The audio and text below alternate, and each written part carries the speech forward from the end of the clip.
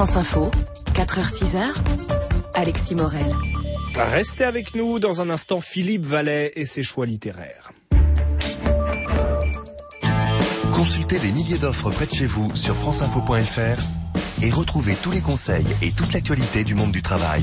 franceinfo.fr, rubrique emploi. France Info. Il est 4h52.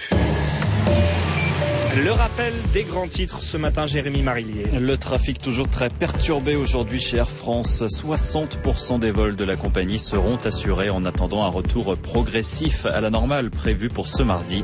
Hier, le SNPL, le syndicat majoritaire chez les pilotes, a appelé à la reprise du travail après une grève qui aura duré 14 jours. On y revient dès le début du journal de 5 heures. Le Sénat rebascule à droite. Victoire de la droite républicaine hier aux élections sénatoriales avec une majorité absolue d'une quinzaine de voix.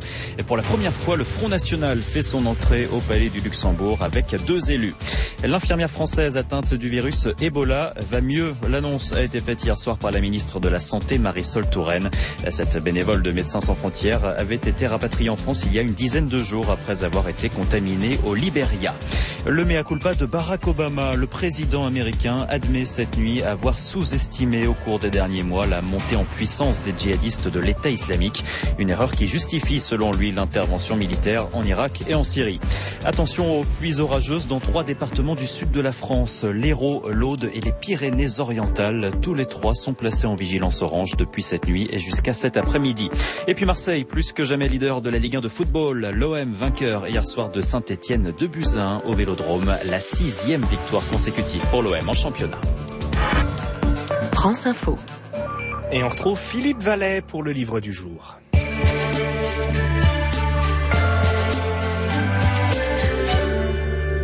Et Philippe nous fait découvrir une fiction un peu étrange ce matin, L'aménagement du territoire. Le titre à lui seul interroge.